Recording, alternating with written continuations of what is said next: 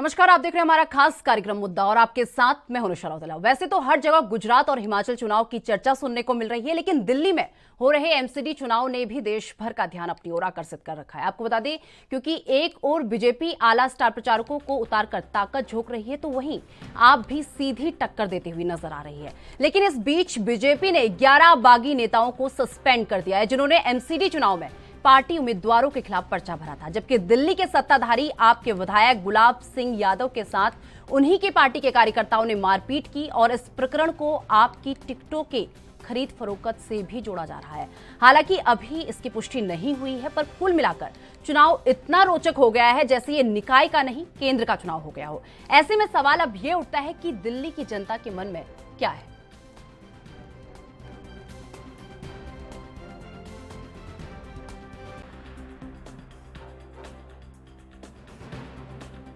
और बार आम आदमी पार्टी का कैश दो टिकट लो सिस्टम उसका पर्दाफाश हुआ है।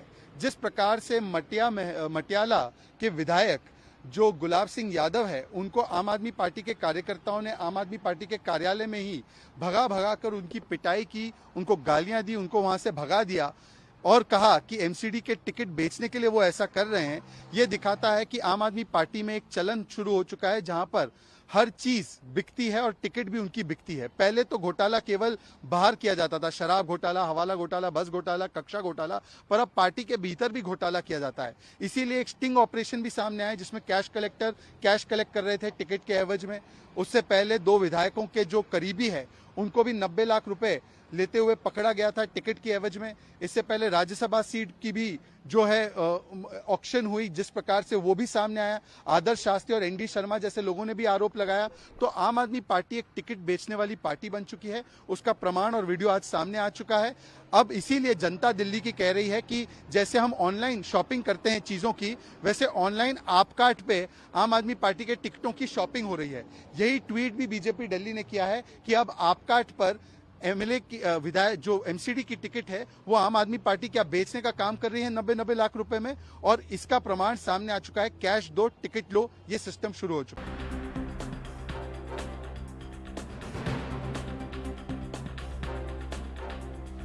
तो बता दें कि वैसे तो हर जगह गुजरात और हिमाचल चुनाव की चर्चा सुनने को मिल रही है, लेकिन दिल्ली में हो रहे एमसीडी चुनाव ने जो देश भर का ध्यान अपनी ओर आकर्षित कर लिया है, क्योंकि एक ओर बीजेपी आला स्टार प्रचारकों को उतारकर पूरी ताकत झोंक रही है, तो वहीं आप भी सीधी टक्कर देती हुई नजर आ रही है।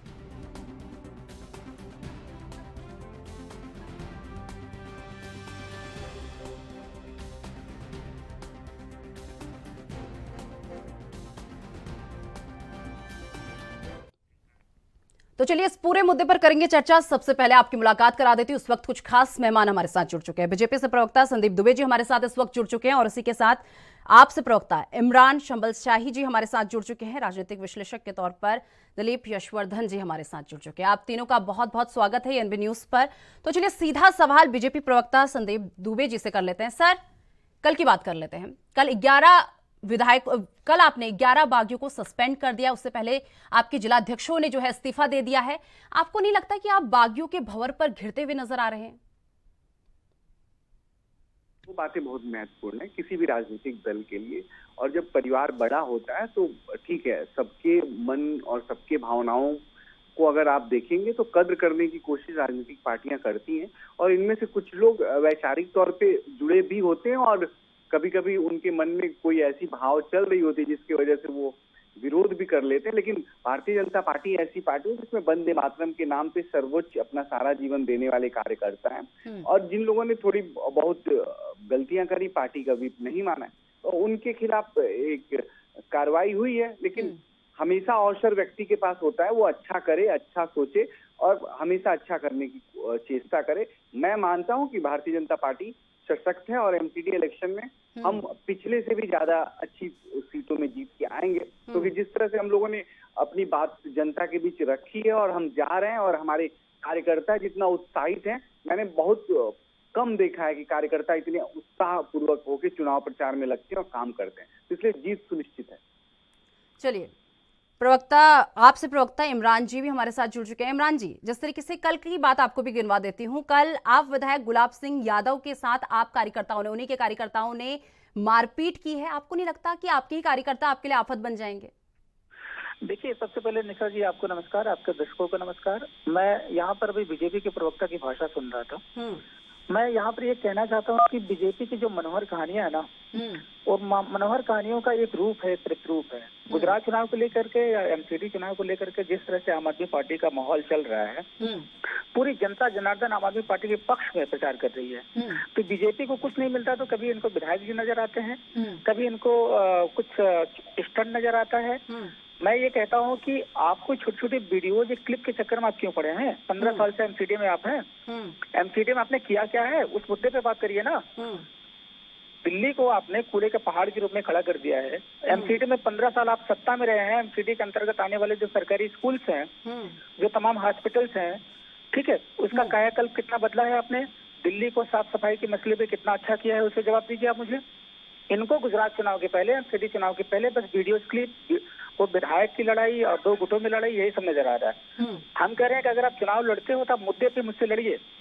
पानी, शिक्षा, बिजली, स्वास्थ्य पर, रोजगार पर, महिला सुरक्षा पर मुझसे लड़िए, मुझसे सवाल करिए। अगर आपके अंदर दम है तो आपने 15 साल के एमसीडी में जितना काम किया है, वो जिन जिन मुद्दों पर काम किया है, उन मुद्दों को लेकर के आइए जनता के बीच में, चुनाव में वोट मांगिए और कहिए कि मैंने इन मुद्दों पे काम किया है, मुझे वोट करिए। लेकिन इनके पास दरअसल निशा जी मुद्दा है ही नहीं है।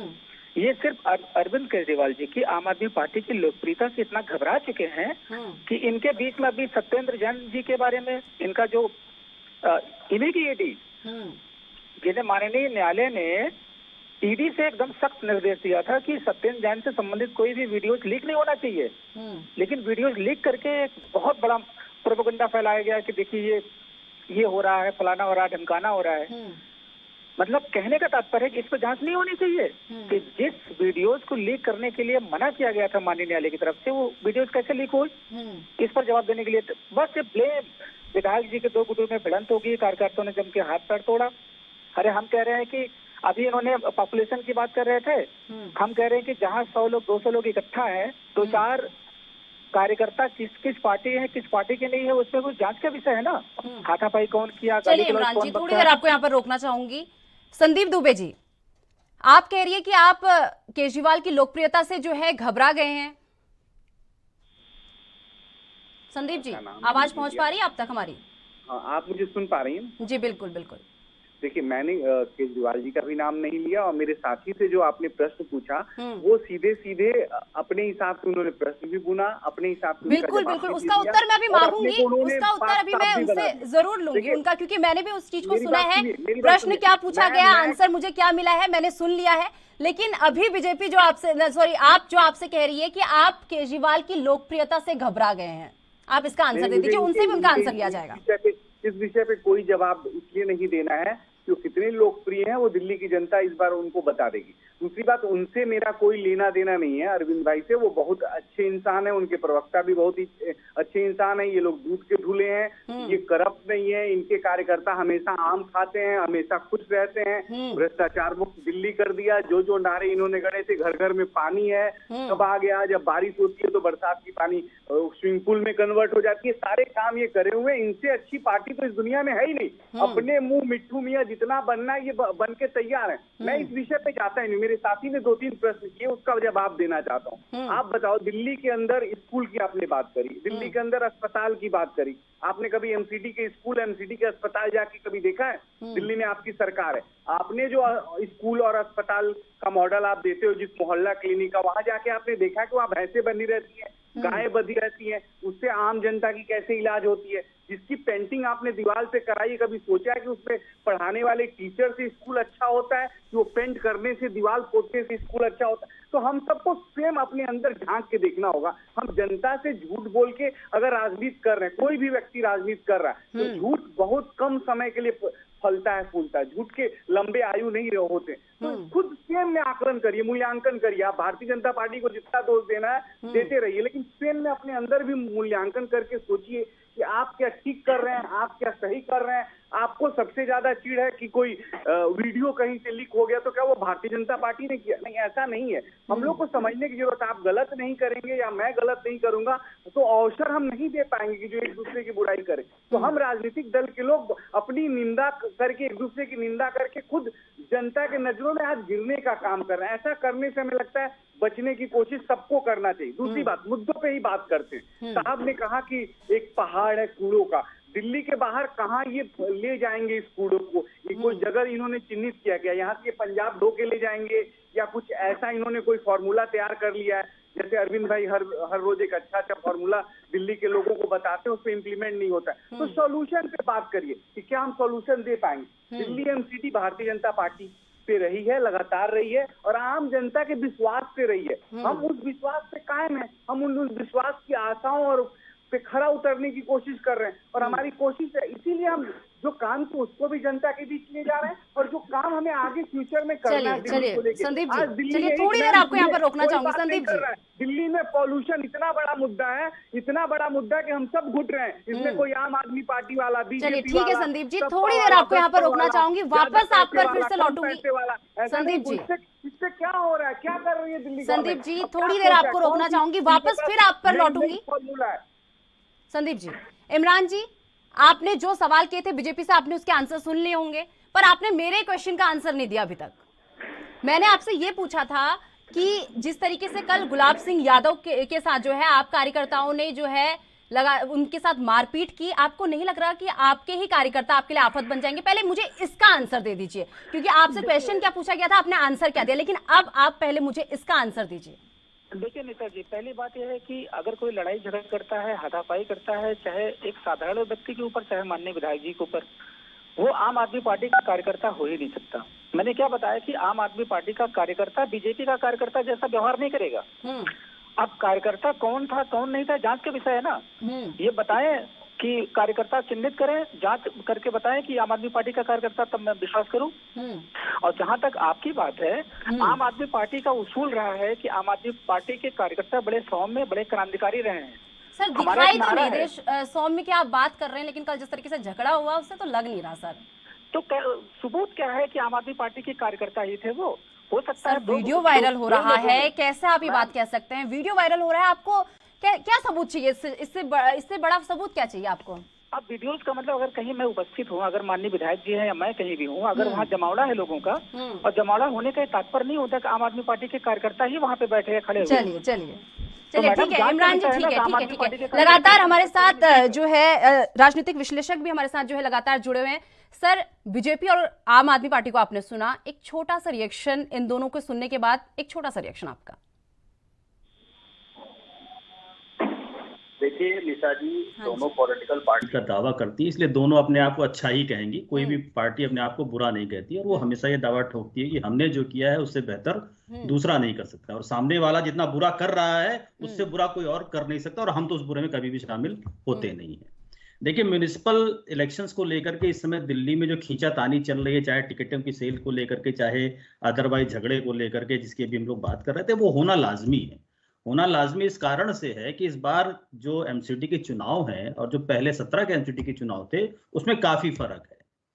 2017 में एमसीडी में 272 सीटें हुआ करती थी, इस बार वो घटा करके 250 सीटें कर दी गई हैं। तो 22 सीटें घटने का मतलब कि 22 कैंडिडेट का भविष्य तो अपने आप गर्त में चला गया। अब वो 22 सीटें किसको कम होकर के किसको काटा जाएगा और किसको टिकट दिया जाएगा? तो जाहिर सी बात है कि पैसा भी चलेगा, इन्फ्लुएंस भी चलेगा, लड़ाई झगड़ा मारपीट सब कुछ हो। 3 मेयर हुआ करते थे, अब 1 मेयर रह गया है, तो 2 मेयर का भविष्य कहीं ना कहीं गर्त में आ गया।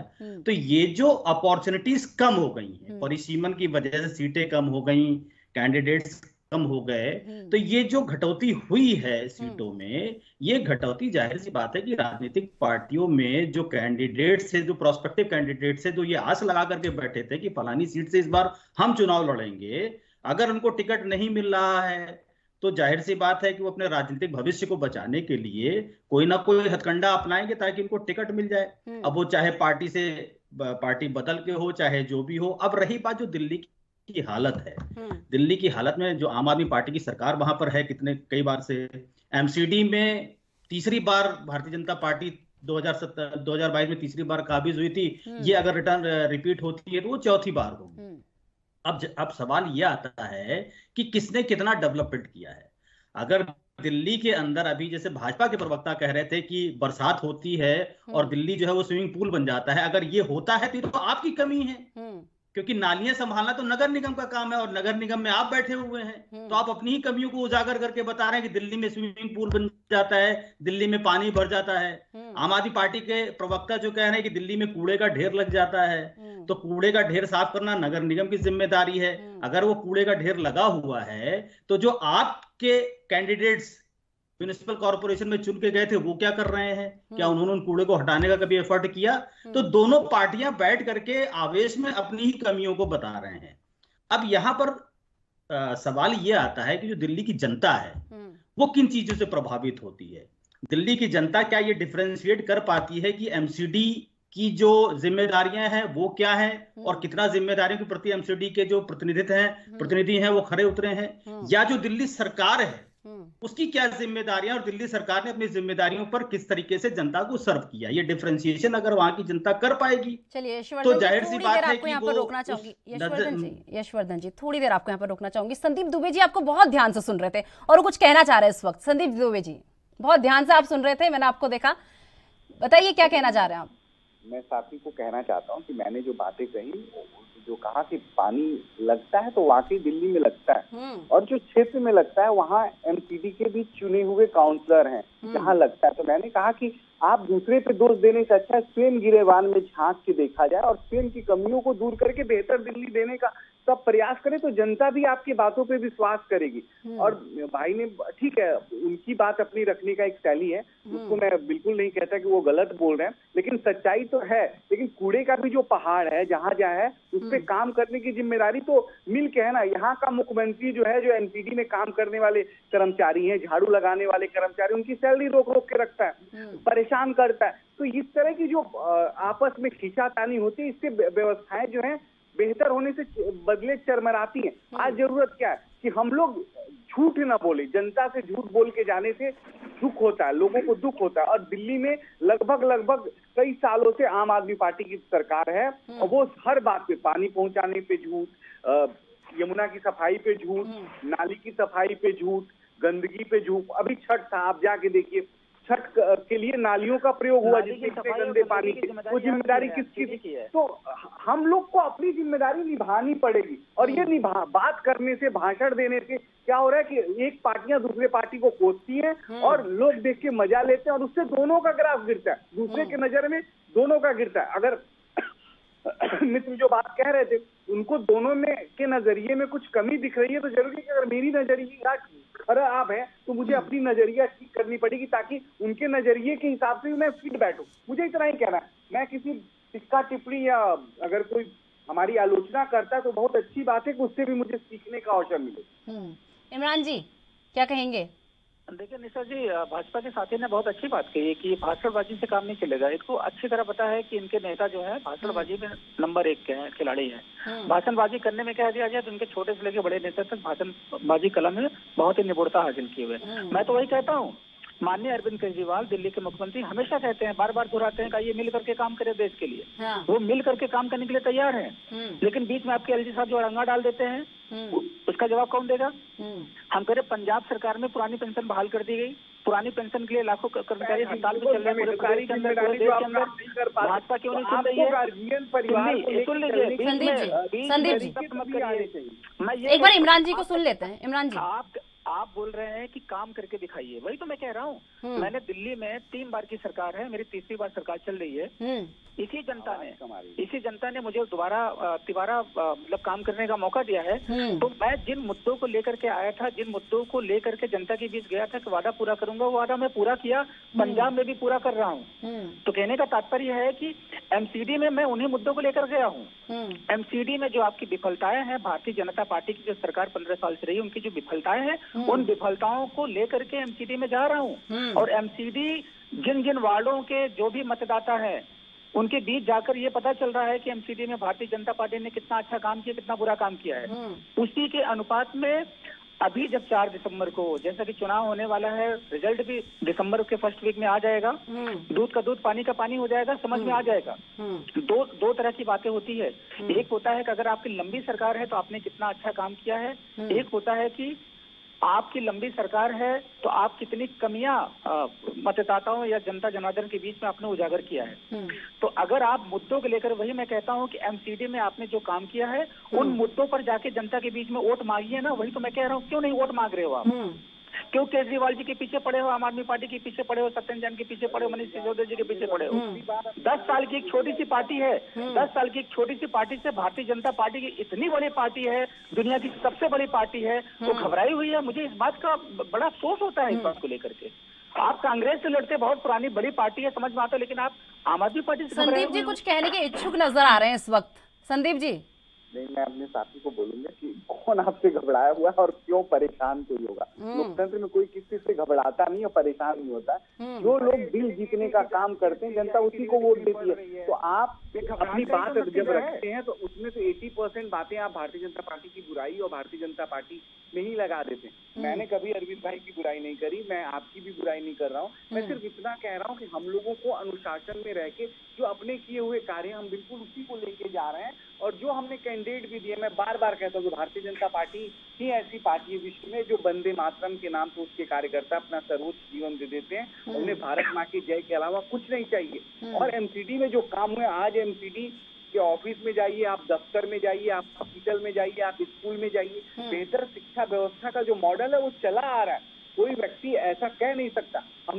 हमने कोशिश करी है। आपने जो जो कमियां भी चलिए, आप दोनों के पास वापस लौटूंगी। लगातार यशवर्धन जी हमारे साथ जुड़े हुए हैं।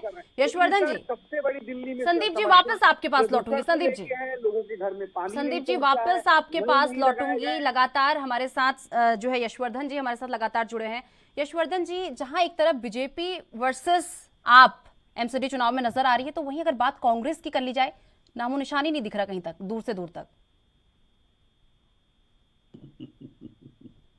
आम आदमी पार्टी कांग्रेस के कंधे पे चढ़ गई तो दिल्ली पे बैठी थी, और इनका पहला था कि कांग्रेस का सफाया हो जाए। भारतीय जनता पार्टी भी यही कहती कि कांग्रेस मुक्त भारत बनाना है। तो कांग्रेस की तो लड़ाई दो मजबूत पार्टियों से हो गई है, और दोनों मजबूत पार्टियां 3-3 बार से दिल्ली में बैठी, एक सरकार बना करके बैठी है और एक एमसीपी पे काबिज होकर के बैठी है, और दोनों का ये कहना है कि कांग्रेस मुक्त भारत बनाना है। हालांकि ये खाली कहने की बातें हैं, और जिन मुद्दों को लेकर के इन्होंने कांग्रेस को हटाया था आपने और दिल्ली पर आए थे, वो मुद्दे तो कहीं खत्म ही हो गए। उन मुद्दों पर तो कोई बात ही नहीं होती है, और कांग्रेस कोशिश में लगी है।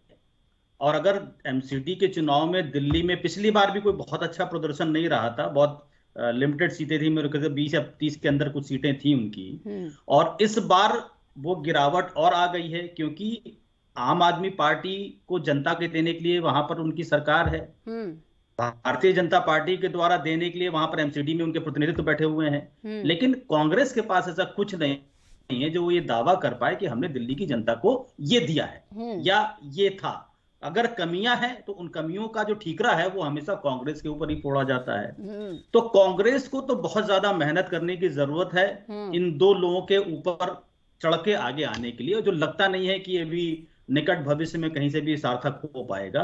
तो कांग्रेस तो मुझे लगता है कहीं लड़ाई में नहीं है। जो लड़ाई है मेन वो दिल्ली में भारतीय जनता पार्टी और आम आदमी पार्टी के बीच में ही है, और आम आदमी पार्टी के लिए भी चैलेंज है और भारतीय जनता पार्टी के लिए भी चैलेंज है, क्योंकि पिछली बार 17 के चुनाव में भारतीय जनता पार्टी के पास 181 सीटें थी। इस बार 22 सीटें कम हो गई हैं। 22 सीटें कम होने के बाद भारतीय जनता पार्टी अपना वो रेशियो मेंटेन कर पाती कि नहीं कर पाती। अगर नहीं कर पाती है तो ये आने वाले जो चुनाव होंगे, जो विधानसभा के चुनाव होंगे, दिल्ली विधानसभा के चुनाव होंगे, वहां के लिए भाजपा के लिए बहुत बड़ा संकेत होगा कि आने वाले समय में भाजपा का भविष्य दिल्ली में क्या होने वाला है, कि वो आम आदमी पार्टी से आगे निकल पाएगी या नहीं निकल पाएगी। ये एक तरीके से भारतीय जनता पार्टी के लिए नगर निकाय के चुनाव भी हैं और विधानसभा चुनाव के लिए एक तरीके से एग्जामिनेशन भी है। चलिए, अब मेरा सवाल आप और बीजेपी दोनों से है। सर, आप लोगों को नहीं लग रहा है कि चुनाव के नाम पर केवल राजनीति यहाँ पर की जा रही है? आप पर क्या कहते हैं, बीजेपी आप पर आरोप प्रत्यारोप कर रही है और आप बीजेपी पर आरोप प्रत्यारोप कर रहे हैं। खाली चुनाव के नाम पर राजनीतिकरण हो रहा है यहाँ पर, आपको नहीं लगता ऐसा? संदीप जी। राजनीतिक पार्टियां तो राजनीति तो करेंगी, उसको सहज स्वीकार करना पड़ेगा, लेकिन एक अच्छी राजनीति होने की जरूरत है। हम राजनीति को गलत दृष्टिकोण में लेके चले जाते हैं। राजनीति अच्छी होनी चाहिए, आम जन की भलाई के लिए होना चाहिए और सेवा का होना चाहिए। और ये यशस्वी प्रधानमंत्री ने इसको साबित भी किया, प्रूव किया इस देश में जब से वो प्रधानमंत्री बने तब से। और दिल्ली में भी जब एमसीडी हमारे हाथ में आई, उसके बाद लगातार आप देखिए, चाहे गुजरात हो, किसी भी प्रदेश में हमारे पास एक बार सत्ता आई तो हम दोबारा उस पे रहे। क्यों? क्योंकि हमने उसको सेवा भाव की नजर से हमने सेवा की, आम जनता की सेवा करी। दूसरी सबसे महत्वपूर्ण जो विषय है पॉलिटिकल, जिस विषय को हम लोग बार बार बात कर रहे हैं, देखिए यहाँ जितनी सीटें एमसीडी की, उनमें हम कह सकते हैं कि 200 प्लस, कम से कम 200 सीटें हमारी आएंगी, 200 प्लस सीटें आएंगी। उसके पीछे कई कारण है। उसके पीछे कारण है कि देखिए, पानी लोगों तक पहुंचा नहीं शुद्ध पीने का, अभी नल लगा नहीं लोगों को। तो आम आदमी की जितनी समस्या थी और आम आदमी पार्टी ने जितने विधानसभा में वादे किए थे, उनमें से कोई वादा आम आदमी पार्टी पूरा भी नहीं कर पाई। तो वो लोग भी देख रहे हैं। एमसीडी में हम लोगों ने जो काम किया, ई गवर्नेंस दी, बेहतर एमसीडी बनाई। आज नगर पालिका में आपको चक्कर लगाने की जरूरत नहीं होती, एमसीडी दफ्तरों में चक्कर लगाने की जरूरत नहीं होती, ऑनलाइन सारी सुविधाएं आपको मिल जाती। तो हर क्षेत्र में काम हुआ और बेहतर एमसीडी, इसलिए दिल्ली के लोगों ने बाहर शहर हर बार भारतीय जनता पार्टी को स्वीकार किया। तो दिल जीतने का काम हमने किया है। और हम कभी भी अरविंद जी की बुराई नहीं करते या कांग्रेस की बुराई नहीं करते। हमें बुराई करने से हमें कुछ मिलने वाला नहीं। हमें जो काम करना वो काम करने की जरूरत है, ताकि जनता हम पे खुश हो, जनता का दिन हम जीत पाए और हम दोबारा फिर हमारी सरकार एमसीडी में आए और बेहतर हम दिल्ली को बनाने की जो परिकल्पना हमने सजोई है, उस परिकल्पना को हम पूर्ण रूप देने की कोशिश करें और उसमें हम सफल हों। ये ईश्वर से हमारी प्रार्थना। इमरान जी, जहां आप इन्हें कूड़े के ढेर पर घेरते हुए नजर आ रहे हैं, ये तो दावा कर रहे हैं कि एमसीडी में हम फिर से सत्ता पर काबिज होने जा रहे हैं। सर जी, यहाँ पर भाजपा के मित्र को मैं सुन रहा था, राजनीति आरोप प्रत्यारोप की कोई बात ही नहीं है। 15 साल से दिल्ली के एमसीडी चुनाव में आप काबिज हो, जाहिर सी बात है कि विपक्ष में रहने वाली कोई भी पॉलिटिकल पार्टी हो, आपसे सवाल करेगी आपने किन मुद्दों पर कितना काम किया है। इन्होंने सरकारी स्कूलों का हवाला दिया कि एमसीडी का सरकारी स्कूलों का ढांचा आगे देखिए। अमेरिका की राष्ट्रपति ट्रम्प की पत्नी जी आती है, पूरे हिंदुस्तान के किसी भी राज्यों में न जाकर के दिल्ली राज्य में जाकर के दिल्ली के सरकारी स्कूलों को देखती हैं और उस मॉडल की तारीफ करके जाती है और हिंदुस्तान की तारीफ अमेरिका में होती है। यानी कि जो प्रतिनिधित्व किया है दिल्ली के सरकारी स्कूल का मॉडल, वो हिंदुस्तान के लिए एक बहुत बड़ा उदाहरण है। जहाँ तक मेरे मित्र बता रहे हैं कि 200 प्लस सीटें जीतेंगी, मैं आपके चैनल पे, आपके नेशनल चैनल पे दोनों बंधुओं की उपस्थिति में और आपके संज्ञान में बात डाल दे रहा हूँ कि 20 सीट से ज्यादा भारतीय जनता पार्टी इस बार एमसीडी में सीट नहीं पाने वाली है। हम लोग तो 20 सीटों संजीव जी, आप 200 बोल रहे हैं और आप कह रही हैं कि आप 20 सीट से ज्यादा नहीं ला पाएंगे। 20 सीट से ज्यादा नहीं जा पाएंगे। 230। संदीप जी, सुन रहे हैं आप 200 सीट्स का दावा कर रहे हो और ये 20 सीट पर आपको समेटने की कोशिश कर रहे हैं। ये काबिलियत है ना आम आदमी पार्टी के साथियों की, नेताओं की। ये काबिलियत मुझे अच्छी लगती है कि झूठ भी बोलिए तो विश्वास से बोलिए, ताकि दूसरा आदमी जो मदारी दिखाता था ना, देखिए एक पहले ना आप कचहरी में जाते होंगे तो मदारी दिखाता था, तो मदारी बंदर नचाता था और एक आदमी का कलेजा निकालता था। तो जो कलेजा निकालता था ना, वहाँ जनता ज्यादा देखती थी कि कलेजा निकलेगा, कलेजा निकलेगा, और दिखाता। तो आम आदमी पार्टी दिल्ली के लोगों का कलेजा निकाल चुकी है। कुछ सिर्फ वादे वादे वादे और वादे पे तेरा मारा गया आदमी में सीधा सादा। तो ये काम है, वादा करते रहो, है ना, अपनी जो बात है करते रहिए और आम जनता की कलेजा निकालते रहिए। उनके सुख से, उनके चैन से, उनकी अच्छाई से कोई लेना देना नहीं। आज आपको बहुत अच्छी बात मैं बताता हूँ। पंजाब की मित्र कह रहे थे, पंजाब में देखिए हत्याएं बढ़ गई, फिरौती बढ़ गया, डकैती बढ़ गया, आम जन का विश्वास सरकार को उठ गया। दिल्ली में आज स्थिति ये हो गई है कि जो ये कूड़े की ढेर बात करते हैं, मैं तो मित्र से बोलूंगा, मित्र जो कूड़े की ढेर जहां जहां है उसका सब्स्टिट्यूट में क्या करना चाहिए ये मुझे बता दें। हमने तो अपने वचन पत्र में कहा है कि हम लैंडफिल साइट की तरह इसको बेहतर बनाएंगे, अच्छा करेंगे। हम तो आज तक क्यों नहीं किया सर? आज तक तो आप ही एमसीडी पर जो है सत्ता काबिज करे हुए थे, तो आज तक क्यों नहीं किया? एमसीडी के चुनाव नजदीक आ रहे हैं, तब आपको इस बात की बड़ी चिंता हो रही है। संदीप जी, इतने समय से आप एमसीडी पर सत्ता काबिज करते हुए नजर आ रहे हैं, अब आप कह रहे हैं कि हम ऐसा करेंगे। ये चीजें तो पहले भी हो सकती थी। नहीं, बिल्कुल बिल्कुल हमने किया भी है। आप पहले भी जाके देखिए, इस काम की शुरुआत हमने की। दो बातें इंपॉर्टेंट है। देखिए, दिल्ली के पास अपनी जमीन है, किसी अपनी जमीन पे ही तो आप कूड़ा ले जाके रखेंगे। आज कोई भी काम करने के लिए सिर्फ हम किसी की बुराई नहीं कर सकते और कोई बनाई हुई परंपरा एक दिन में उसको खत्म नहीं कर देंगे। अरविंद भाई, क्या वो कूड़ा ले जाके अपने घर में सब सजा के रख देंगे क्या? या एमसीडी इनके पास आ गई ये काउंसलर साहब जीतेंगे तो क्या ये सारे कूड़ा उठा के अपने घर में रख देंगे?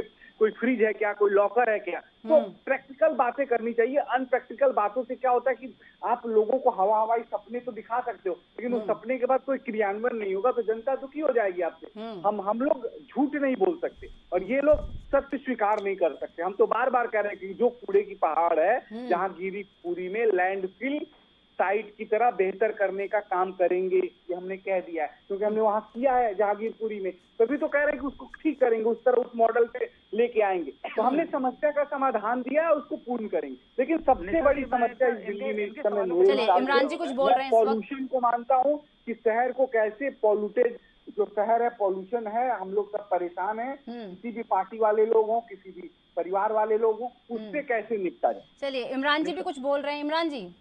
संदीप जी दिल्ली के कार्यों की बदौलत ना दिल्ली के कलेजा भी खुश है, दिल्ली का कलेजा भी खुश है। आप कलेजे की बात करें, दोनों का डेफिनेशन मैं बता दे रहा हूँ कि आपने क्या कहा कि क्या करेंगे कूड़े के पहाड़ को, क्या घर में ले जाएंगे क्या? आपके प्रधानमंत्री, हमारे प्रधानमंत्री यशस्वी माननीय नरेंद्र मोदी जी कहते हैं डिजिटल युग है, वैज्ञानिक युग की बात करते हैं। तो क्या इस वैज्ञानिक युग में हमारे पास ऐसा कोई मानकीकरण नहीं है या हमारे कोई वैज्ञानिक पद्धति नहीं है कि कूड़े के ढेर को हम उसको खत्म कर सकते हो? आप इस तरह की सतही बात कर रहे हैं इस वैज्ञानिक युग में, इस डिजिटल युग में। बैठ के बात करिए ना। नहीं, मैं बोल रहा हूँ दिल्ली सरकार के अधिकृत, दिल्ली सरकार के अधीन जितने भी कार्य हैं मैंने किया, मैं कर रहा हूँ। कूड़े घर से निकलने बंद हो जाए, संदीप जी खत्म हो जाए, ऐसी बात देखिए, मैं ये कह रहा हूँ कि हर परिवार दिल्ली का, संदीप जी दिल्ली का हर परिवार 300 यूनिट बिजली, ठीक है, पानी स्वच्छ साफ पानी मुफ्त, मोहल्ला क्लिनिक स्वास्थ्य, हॉस्पिटल का कायाकल्प, स्कूलों का कायाकल्प और महिलाओं की फ्री बस यात्रा, फरिश्ते योजना और जो बुजुर्ग हैं उनके लिए तीर्थ यात्रा। ये जो इतना बड़ा काम हुआ है, रोजगार 10 लाख रोजगार हमने दिया है। एमसीडी हम कह रहे हैं कि पूर्ण राज्य के दर्जा के लिए हम लड़ाई लड़ रहे हैं कि दिल्ली को पूर्ण राज्य का दर्जा बनाइए। आप लोग बीच में रोड़ा अटका है, लेकिन पंजाब में पूर्ण राज्य का दर्जा है। पंजाब में मेरी सरकार बने ही है, बने अभी 6-7-8 महीने हुए हैं। देख लीजिएगा, पंजाब एक मॉडल के रूप में डेवलप करेंगे। चलिए इमरान जी, लगातार यशवर्धन जी भी हमारे साथ बने हुए हैं। यशवर्धन जी, इन दोनों पार्टियों का आपने सुना, लगातार आरोप प्रत्यारोपों का दौर चल रहा है, केवल चुनाव के नाम पर राजनीति यहाँ पर हो रही है। अगर आप जिस तरीके से आप सुन रहे हैं, सिर्फ राजनीति करते हुए दोनों पार्टियां नजर आ रही है। ऐसा लग रहा है कि दोनों अपनी राजनीतिक रोटियां सेकने का काम यहाँ पर कर रही हैं। यशवर्धन जी, राजनीतिक पार्टियां हैं, राजनीतिक रोटियां ही सेकेंगे और क्या करेंगे? अगर ये राजनीति नहीं करेंगे तो हम और आप थोड़ी राजनीति करेंगे। ये तो इनका परमो धर्म है, क्या होगा? राजनीतिक पार्टी ज्वाइन कर। हाँ, ये पहले जनता को सोचना है कि जनता का क्या होगा। इस देश में प्रजातंत्र है, लेकिन मैं ये कहता हूँ कि प्रजातंत्र सिर्फ नाम का है। ना तो प्रजा को राजनीति का तंत्र समझ में आता है और ना जो प्रजातंत्र के प्रतिनिधि हैं वो वास्तव में प्रजातंत्र का मान रख पाते हैं। प्रजातंत्र ने चुना किसी को और गद्दी पे बैठा किसी और को दिया गया। प्रजातंत्र ने जिसको हरा दिया, राजनीतिक पार्टी ने उसी को मुख्यमंत्री बना दिया। तो प्रजातंत्र का मान कहाँ रहा? प्रजा ने तो रिजेक्शन दिया, लेकिन आपने उसको मुख्यमंत्री बना दिया। ऐसे बहुत सारे उदाहरण हैं और हर राजनीतिक पार्टी के लिए हैं। और बहुत सारी ऐसी चीजें होती हैं जहां पर जनता को ये एनालाइज करना पड़ता है। अब देखिए, पिछले 3 टर्म से एमसीडी पर भाजपा का कब्जा है और पिछले 3 टर्म से दिल्ली की सरकार पर आम आदमी पार्टी का कब्जा है। जी बिल्कुल।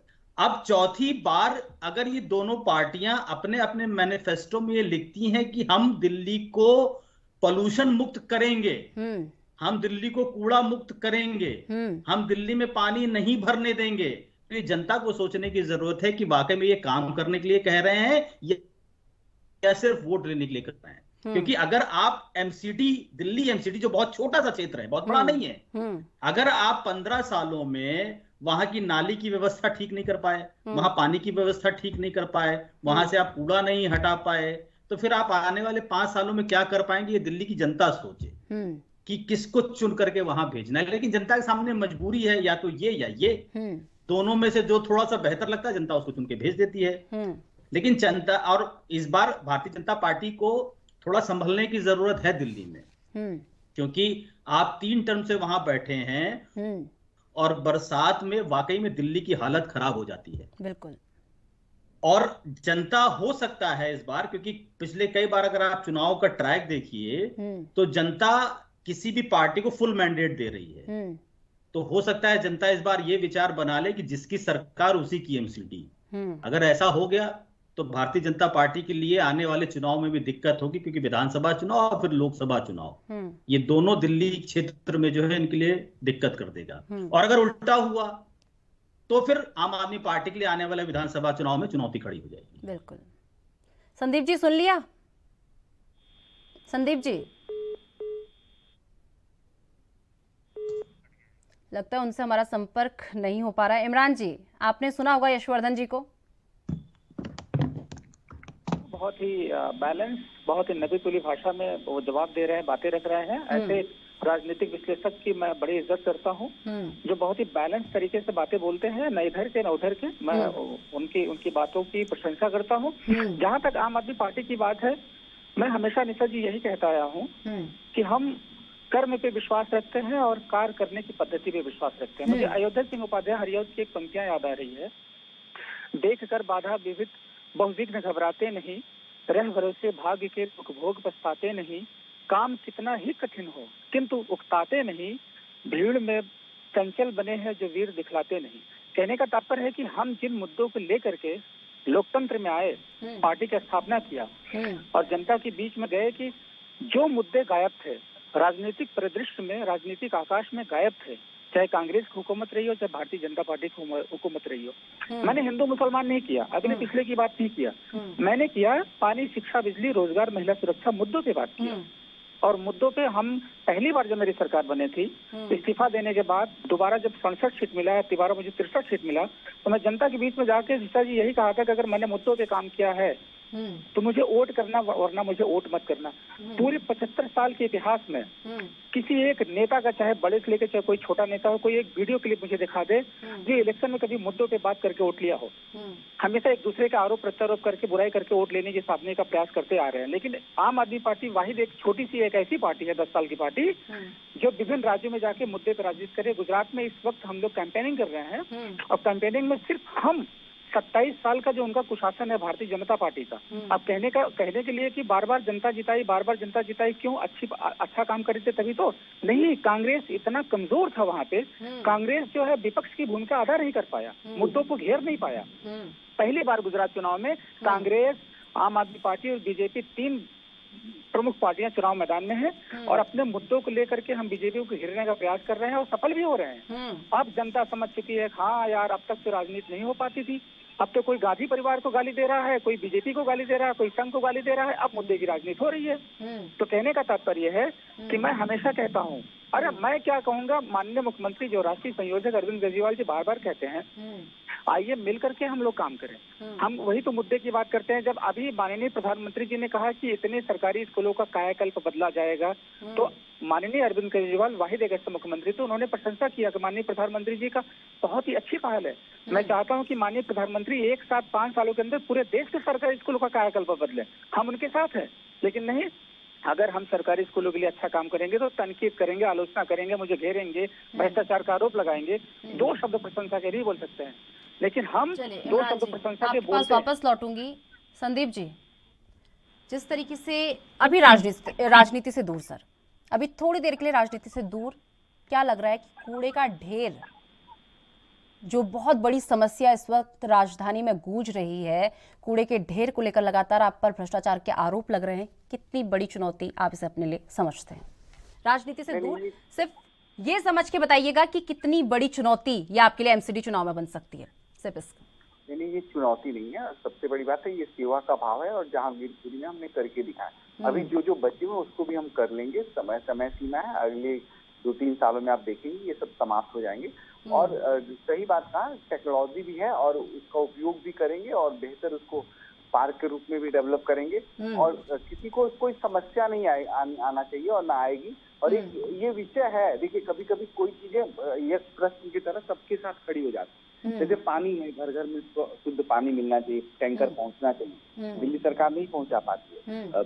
कई ऐसी चीजें हैं, तो एक दूसरे पे अगर हम आलोचना भी करते हैं तो उन सरकारों को सोचना है कि वो आलोचना से बचने के लिए काम करें। हमारा उद्देश्य की बुराई करना या किसी का टांग खींचना नहीं है। हमारा उद्देश्य कि कोई काम वो नहीं कर पा रहा है और कहा तो उसको याद दिलाना है कि तुम्हें वो काम करना चाहिए। तो एमसीडी इलेक्शन में आम जन के बीच जाके हम काम कर रहे हैं और हमें जो फीडबैक है या जो लोगों से बात करके लगता है कि वो लोग एमसीडी में भारतीय जनता पार्टी के कार्य से खुश हैं और इसीलिए मैंने कहा कि हम 200 प्लस सीटें जीत के आएंगे और एक अच्छी एमसीडी का जो सपना था पूर्ण करेंगे और जो कमियां हैं वो कमियों को भी दूर करेंगे। थोड़ी बहुत जब आप मेहनत करते रहते हो तो कुछ ना कुछ तो कहीं ना कहीं रह ही जाता है। आप भी घर से अगर सुबह सुबह चलेंगे तो कुछ 2-4 काम रह जाता है कि आगे शाम को करना पड़ता है, तो कुछ चीजें रह गई, उसको भी हम पूरा करेंगे और हमारे अंदर कोई घमंड नहीं है। चलिए इमरान जी से इसका आंसर ले लेते हैं। कुछ ना कुछ चीजें तो रह जाती हैं। जिस मुद्दे को आप इतना बड़ा बनाकर, कूड़े के पहाड़ के ढेर को आपने इतना बड़ा मुद्दा बनाया, इसे बीजेपी को घेरने की कोशिश की, लेकिन बीजेपी कहती कुछ ना कुछ तो रह ही जाता है।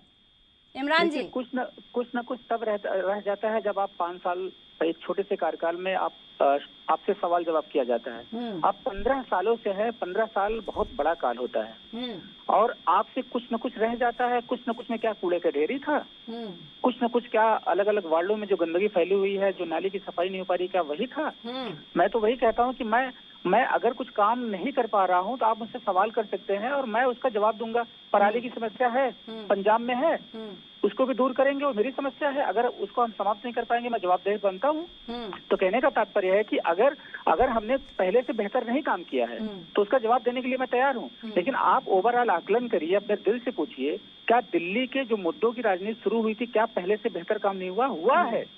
लेकिन अगर आप 100% में 90%, 80%, 75%, 60% देना चाहेंगे तो भी मैं स्वीकार करूंगा, क्योंकि आप विपक्ष में बैठे हो तो आप एलिगेशन लगाओगे। लेकिन जो सच है वो सच कबूल करूंगा, जो काम नहीं हुआ उसको भी कबूल करूंगा। लेकिन मैं काम कर रहा हूँ, मैं रन कर रहा हूँ, पद पे हूँ। मैं ये वादा किया हूँ कि मैं 100% कंप्लीट। जैसे पोल्यूशन की समस्या दिल्ली की है, दिल्ली की पोल्यूशन की समस्या है आज से नहीं पहले से, लेकिन पोल्यूशन की समस्या जो मीटर पहले था वो आज नहीं रह गया है, कम हुआ है। आज ये पूरे उत्तर भारत की समस्या है, दिल्ली की समस्या नहीं थी। अभी हम लोगों ने देखा, चेक किया था कि अभी जब दिल्ली में पोल्यूशन फैला हुआ था, दिल्ली में ही नहीं, अलग अलग राज्यों के अलग अलग बड़े बड़े शहरों में उससे ज्यादा मानक पोल्यूशित थे। क्या अरविंद केजरीवाल जी जिम्मेदार नहीं? सारे लोग जिम्मेदार हैं। इसलिए माननीय प्रधानमंत्री जो केंद्र सरकार है उसकी जिम्मेदारी बनती है सारे मुख्यमंत्रियों को बैठक करा के लेकर के साथ में मिलजुल कर भारत को अच्छा बनाना है। भारत में जो पोल्यूशन है, जो पर्यावरण प्रदूषित हो रहा है, उसको बेहतर बनाना, मिल करके बनाना है। चलिए, लगातार यशवर्धन जी भी हमारे साथ लगातार जुड़े हैं। यशवर्धन जी, ये चुनाव केवल गुजरात का नहीं, हिमाचल का नहीं, ये चुनावी दंगल जो है दिल्ली में भी देखने को मिल रहा है। ये एमसीडी का चुनाव कम होकर केंद्र का चुनाव ज्यादा दिखाई दे रहा है। उसका कारण निशा जी की दोनों ही पार्टियों की प्रतिष्ठा दांव पे लगी है। भारतीय जनता पार्टी के लिए तो हर चुनाव एक प्रतिष्ठा का चुनाव होता है, चाहे वो किसी भी स्तर का चुनाव हो। ये भारतीय जनता पार्टी की अच्छाई भी कह लीजिए राजनीतिक परिवेश में, क्योंकि हर व्यक्ति जो राजनीति में है उसको अपना पूरा दमखम लगाना चाहिए, चाहे वो सभासद के चुनाव हो और चाहे वो प्रेसिडेंट ऑफ इंडिया के चुनाव हो, और वो भारतीय जनता पार्टी करती है। आम आदमी पार्टी के लिए चुनौती इसलिए ज्यादा है कि इनकी राजनीतिक करियर की जो शुरुआत है वो दिल्ली से है, इनका राजनीतिक केंद्र दिल्ली है, और दिल्ली अगर ये हार जाते हैं या दिल्ली में अगर ये अच्छी परफॉर्मेंस नहीं कर पाते हैं तो इनके लिए एक्सपेंशन बहुत मुश्किल हो जाएगा। हालांकि एक पंजाब इनके पास ऑल्टरनेट है, गुजरात के भी म्युनिसिपल चुनाव में पिछली बार इन्होंने अच्छा किया था, लेकिन वो बहुत कम सीमा में है। दिल्ली ही इनके लिए, इनकी जो पहचान है वो दिल्ली से है, तो इनको अगर अपनी पहचान बनानी है तो दिल्ली का रण इन्हें जीतना ही जीतना है। और भारतीय जनता पार्टी के लिए दिल्ली चूंकि इस देश का केंद्र है, राजधानी है, वहां पर अगर भारतीय जनता पार्टी हार जाती है तो जो प्रधानमंत्री जी के दावे हैं वो दावे जनता के सामने खोखले साबित होंगे, और हर चुनाव का कहीं ना कहीं असर जरूर पड़ता है। अगर आप अच्छी परफॉर्मेंस देते हैं तो आसपास के जितने भी राज्य होते हैं वहां पर आपकी अच्छी परफॉर्मेंस का फर्क पड़ता है, और अगर खराब है तो उसका भी फर्क पड़ता है। तो भारतीय जनता पार्टी चूंकि इस समय पूरे देश में कई राज्यों में सरकार बना के बैठी है, केंद्र में इतने सालों से काबिज है, तो भारतीय जनता पार्टी के लिए जरूर ये प्रतिष्ठा का चुनाव है और इनको जीतना इनकी प्रतिष्ठा के लिए बहुत जरूरी है। चलिए इमरान जी, एक सवाल आपसे वही कि राजनीति को छोड़ दीजिए, 1 मिनट के लिए राजनीति को छोड़ दीजिए। जिस तरीके से लगातार आपके वीडियो सामने आ रहे हैं, चाहे स्टिंग का वीडियो हो, चाहे जो वीडियो हेड मसाज का वीडियो सामने आया था, कितनी बड़ी चुनौती से आप अपने लिए समझते हैं? क्योंकि लगातार ये वीडियो सामने आ रहे हैं, जेल में रहकर हेड मसाज का वीडियो सामने आता है। बिंदु, जो कल ही एक वीडियो वायरल हुआ था जिसमें आपकी ही एक जो नेता थी बिंदु, उससे पैसे मांगे जाते हैं, 80 लाख रुपए उससे मांगे जाते हैं। इस तरीके के तमाम वीडियो जो है अब सामने आने लगे। कितनी बड़ी चुनौती समझते हैं? राजनीति को पीछे छोड़ दीजिए इसका। देखिए निशा जी, यहाँ पर इन वीडियोस के लिए मैं कोई चुनौती नहीं मानता हूँ, क्योंकि ये वीडियो जो राजनीतिक प्रेरक होते हैं, राजनीति से परे नहीं होते हैं। मैं हमेशा चुनौती मानता हूँ मुद्दा, जनता के बीच में हमने कितना बड़ा काम किया है। देखिए, इलाज और मसाज में बहुत अंतर होता है, उपचार और मसाज में बहुत अंतर होता है। माननीय न्यायालय के अनुरूप सत्येंद्र जैन जी को जो उपचार की व्यवस्था करने को कही गई थी कि उनको दिक्कतें हैं, उनका जो उपचार करने का जो तमाम प्रोसेस है, उसी प्रोसेस में फिजियोथेरेपी भी थी, और फिजियोथेरेपी के साथ साथ बहुत सारे उपचार थे। अब जाहिर सी बात है कि 55 साल का बुजुर्ग आदमी, ठीक है, 5-6 महीनों से जेल में बंद है। और जेल में बंद क्यों है? क्योंकि बीजेपी की साज है, बीजेपी की चाल है। अभी तक एक भी सबूत, अभी कहेंगे बेल क्यों नहीं हो रही है? अरे जिस मानक के साथ उनको जेल भेजा गया है, उसको बेल होने में बड़ी लंबी प्रक्रिया होती है, लेकिन अभी तक उनके खिलाफ कोई भी सबूत ये लोग एविडेंस जुटा नहीं पाए हैं। यहाँ तक कि मनीष सिसोदिया जी के खिलाफ भी ये लोग जेल भेजने की तैयारी में है। जेल भेजेंगे आज नहीं कल, और हम सब जानते हैं पहले से ही। लेकिन अब इनके दिमाग में चल रहा है कि गुजरात चुनाव के पहले जेल भेजने से फायदा मिलेगा, नुकसान मिलेगा, इस मंथन में पड़े हुए हैं। तो बिल्कुल ये वीडियोज तमाम जो है ना, ये राजनीतिक प्रेरक होते हैं, इसमें कोई दम नहीं है। जनता जनार्दन पढ़ी लिखी जान चुकी है। वही कहते हैं ना, माननीय प्रधानमंत्री स्वयं कहते हैं डिजिटल युग है। पहले क्या होता था निशा जी, आपका टीवी चैनल है, एक माध्यम होता था, टीवी खोलो, न्यूज चैनल खोलो, तब आपको जानकारियां प्राप्त होती थी। लेकिन नहीं, आज की जानकारियां जो है, स्मार्टफोन हर किसी के हाथ में है, हर किसी के पास यूट्यूब है। तो जनता इतनी पढ़ी लिखी समझदार हो चुकी है, अब कोई भी राजनेता किसी भी जनता को बहका नहीं सकता है। हाँ, एक विचारधारा होता है कि मैं बीजेपी का हूँ तो हूँ, चाहे जितना बड़ा नुकसान हो जाए, बेटे का मेरा कत्ल हो जाए, कोई फर्क नहीं पड़ता है, मैं आपका हूँ तो हूँ। वो एक अंधभक्ति होती है, उसमें मैं नहीं जाता। मैं जानता हूँ जनता 75% जनता जो है ये जान चुकी है कि जो राजनीतिक दल सरकार में है, सत्ता में है, मेरे लिए अच्छा काम करेंगे, मैं उसको सपोर्ट करूंगा, उसको वोट करूंगा। बाकी किसी से कोई मतलब नहीं होता है। संदीप जी, बहुत ध्यान से सुन रहे हैं आप। संदीप जी, तमाम वीडियो देख रही हूँ मैं आपको, आप बहुत ध्यान से सुन रहे हैं। एक बार बोलना तो आप बहुत कुछ चाह रहे हैं, एक बार रिएक्शन दे ही दीजिए। बहुत ध्यान से आप सुन रहे हैं चीजों को। नहीं, मैं अपने साथ कुछ चोट सुन रहा था। चित्त भी मेरी, पट भी मेरी। मेरे गांव में कहावत होती है कि कुछ लोग होते हैं जिनकी चित्त भी उसी की होती है और पट भी उसी की होती है। तो मुझे लगता है कि आम आदमी पार्टी ने अपने कार्यकर्ता को अच्छा तैयार किया है कि चित्त भी उनकी है, पट भी उनकी है। मनीष भाई बाहर भी है, मनीष भाई जेल भी चले जाएंगे। अंदर जो जेल में है वो मसाज भी हो सकता है, नहीं तो उनकी ट्रीटमेंट भी हो सकती है। तो ये दोनों तरफ से ये है कि इनको कोई दिक्कत नहीं है। इनको दिक्कत सिर्फ इतनी है कि इनकी आप बुराई मत करिए, इनके बारे में कुछ कहिए नहीं, और ये जो है ऐसा स्वीकार कर लीजिए, दर्शक भी स्वीकार कर लें और हम लोग भी स्वीकार कर लें, ताकि इनको किसी तरह का कष्ट हो। मैं 2 बातें कह के अपनी बात समाप्त करूंगा। देखिए, हम राजनीति कर रहे हैं, और राजनीति में जब सामाजिक जीवन में आप होते हो तो व्यक्ति जो होता है, समाज आदर्श भेजता है। हम बहुत सालों बाद प्रधानमंत्री नरेंद्र मोदी के रूप में देश को आदर्श मिला। दिल्ली को भी मैं अरविंद के रूप में मानता हूँ आदर्श मिला।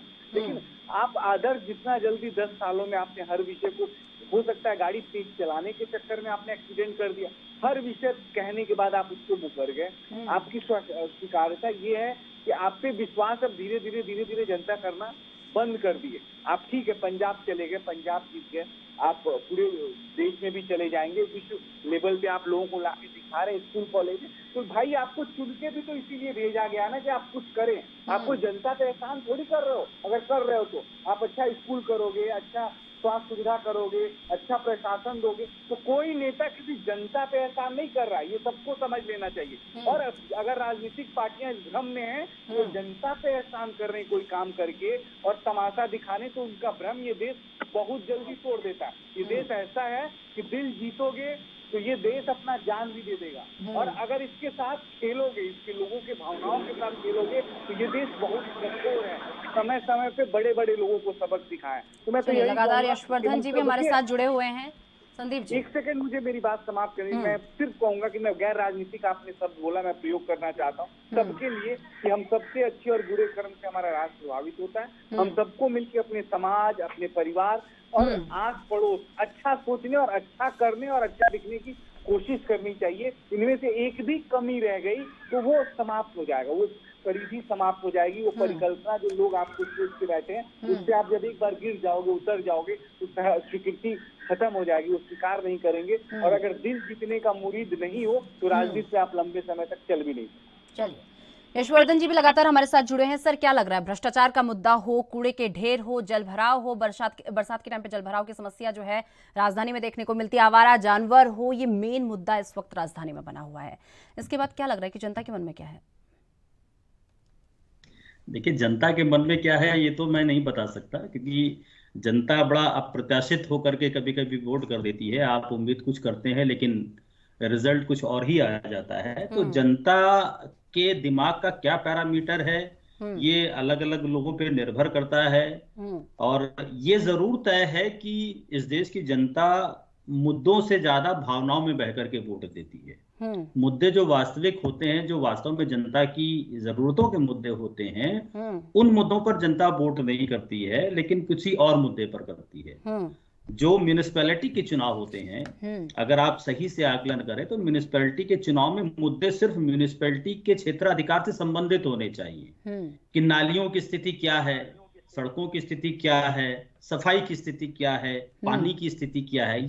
यही 3-4 प्रमुख। और अगर आप ध्यान से देखिए तो ये किसी भी क्षेत्र की बेसिक एम्यूनिटीज होती हैं। आप जिस तरीके से इस समय डेंगू का, चिकनगुनिया का कहर फैला हुआ है, ये ठीक करना या इस पर कंट्रोल करना ये नगर निगम की प्राथमिक जिम्मेदारी है कि वो छिड़काव करे, गंदगी, क्योंकि ज्यादातर बीमारियां, ज्यादातर वायरसेस जो आते हैं वो गंदगी से निकल के आते हैं। और जो नालियों की स्थिति है, नालियां खुली हैं, बंद हैं, तो ये सारी चीजें नगर निगम के चुनाव में मुख्य मुद्दे होते हैं।